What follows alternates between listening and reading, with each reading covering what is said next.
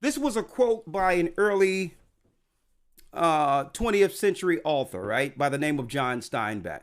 Steinbeck. Okay, if you went to college, did any political science or whatever, you would actually understand who he was. An idealistic author. He made a quote. Now listen to this clearly, and I need brothers and sisters to actually understand this. Right? Socialism never took root in America because the poor see themselves not as an exploited working class. Pluriat just means working class. Socialism never took root in America because the poor see themselves not as an exploited working class, but as temporarily embarrassed millionaires. This is how others are able to exploit us, because we're not embracing our current status. We are ashamed of it. We are ashamed of being poor. And it leads us to do what? We look at our status and it leads us to sin. It leads us to lie concerning our current status. It leads us looking online and Instagram. It also leads us what? Ashamed of our current status. We have to make excuses to why we're poor now and feel embarrassed, when that's not how we did this. We embraced our condition and fought together to make change without being ashamed.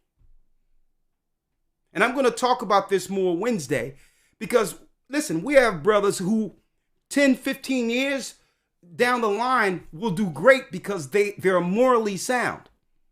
But they can be what? Bus drivers. They can be the guy that's dropping off you on Uber. They can be the people that's delivering your packages. But if they were to, they can't even step to someone and say, you know what? This is the job I'm doing. Unless they can show forth a plan of what it takes for them not to be a bus driver or an Uber driver. We're not even accepting each other. Hard workers anymore. Dreaming.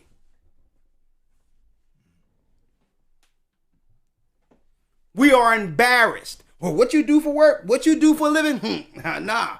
Because people are looking online and are embarrassed with their current status when they're poor too.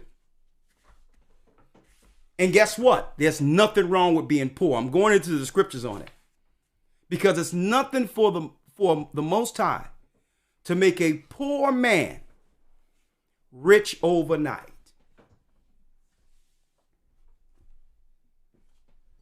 And we're going to talk about it today.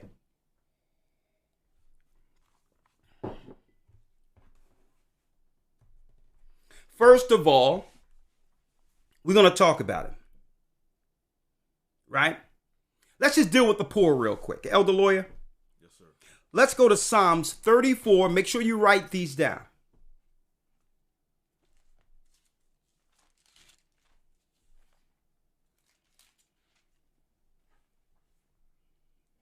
How many times, brothers, and I know brothers can relate to me, where you know there's a plan, you got things together, but you're falling on hard times right now. Not hard times. You're just working to take care of yourself, and you also, what, down the line, know that you'll be able to scale that into something that, what, your family could appreciate. But yet you'll step. How you doing, sister? How are you? You look nice. I just thought I would come and just say hello to you. And she looking at you like, well, okay, all right, you look all right or whatever. And then the first question is, out of their mouth is, so what do you do for a living? And you, to some degree, brother, you are ashamed or embarrassed to say what you're doing right now. Where you begin to now talk about these grandiose dreams to impress her. Now, brothers, you know what I'm talking about, right? Oh, yeah, man. I got a lot of irons in the fire. You know, I rap, right? I got this. I mean, P. Diddy's listening to my demo. All of that. We feel a need just to admit that, you know what? I'm a regular guy. But you know what? I'm a good guy. I'm a good man, and I'll treat you good. That's not good enough in this world anymore. I want to show something, Elder Lawyer. When I was growing up, there was a series called Good Times. Now, you know why we love this particular series that eventually killed off the father? James Evans embraced his current status. It made him angry, and sometimes he came home mad, but his family was together, and he was always talking about, out of the projects, we're going to do better. JJ, you continue with that art, and your art is going to do something for us. Thelma, do your dancing. Michael, do your singing, and eventually we will become a network that's reckoned with. Yes, the white man is holding me down, and it's always the white man. He was talking about the white man, the system holding me down, this race is against me. And also, the reason why they killed him off is because he would keep his wife in check. Because sometimes she would come with feminist views. And he would slam his hat down and all that. No, we ain't. You know what? You know how we can relate to this? It's because even though these characters were fictitious, living poor, we as a people could relate to them. Because these people were poor. They were socially poor, but spiritually rich. I mean, you understand? Now it's the reverse. We're socially rich. We're socially rich. I'm going to show you. And I don't know if it was the internet that did this. Could have been. Where now, brothers and sisters, let me put that away. Now you can go to Amazon, Elder Lawyer. I don't know if you knew this. You can go to Amazon now and order prop money. Wow. Right? Now you can actually appear to have status and create your own status. Prop money. Oh, yeah. Oh, yeah. Look at this. You think that's money? Oh, yeah. Look at her. Look at what they've done. Look at what they've done, folks. I'm a boss. I want a bag. Got to get that bag.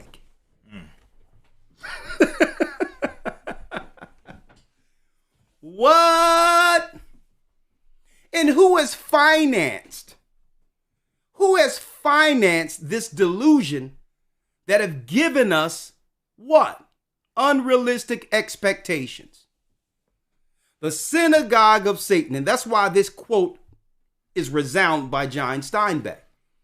Socialism never took root in America because the poor see themselves not as the exploited working class, but as temporarily embarrassed millionaires. In our minds, everyone in the hood have aspirations of being rich. One day I'm going to be a millionaire. And without embracing who we are and how we got in this condition. Deuteronomy 28. We were brought to America to be the working class. So instead of us coming together as that network, Elder Lawyer, to build ourselves and by default keeping our families together, which will generate income and generate wealth, they gave us a dream, made us delusion, to chase a dream while destroying family. With us, don't forget, we're the ones who did this. Because you can't chase a dream because you're poor and embarrassed by your status without a trade-off. And the trade-off, rejoiceth not in iniquity. Rejoiceth not in iniquity. Hold up now. I got to show this now. Hold up. I have to show this now. Rejoiceth not in what? Iniquity. And rejoiceth not with what? In iniquity. Socially rich, but spiritually poor. Say it again. Rejoiceth not in iniquity. Rejoiceth not in iniquity. But rejoiceth in truth. But rejoiceth in truth.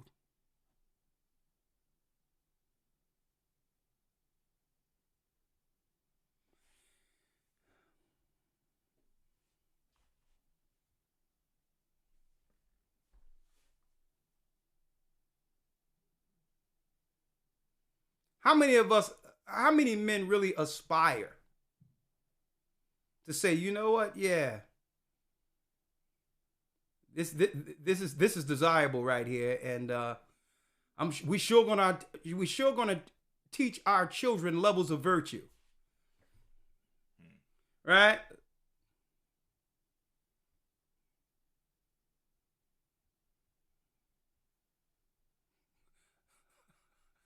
Drop it like it's hot. And any of you can do this for the low price of $8. For the low price, let me see how much it costs on Amazon.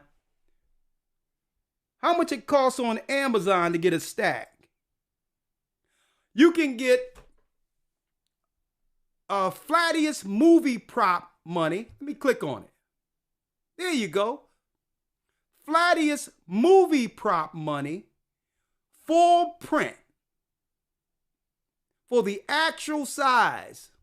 For how much? For the very low price of $9.99. How many of you want to look like you got it going on? Because that's what be going on Instagram and all of that. And it's time, our brothers and sisters, stop looking at that as reality and now putting undue pressure on yourself. Okay? Undue pressure on yourself, believing that the online life is real, and now you're going to put a pressure on the person you get with to actually do what? To actually sustain for you a lifestyle that doesn't exist. For the low price of $9.99, you can floss too. Okay?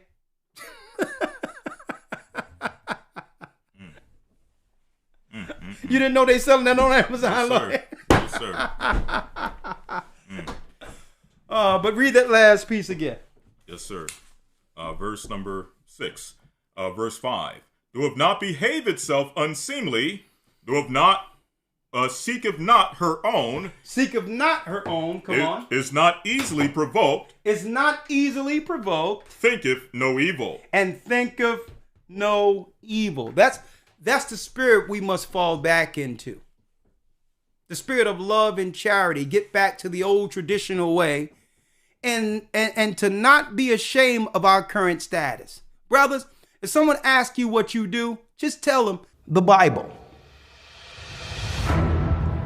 Is it hard to understand? When it comes to reading the Bible, the first thing that comes to mind is the fact that this is the Word of God. The seals have been broken, and the truth is here.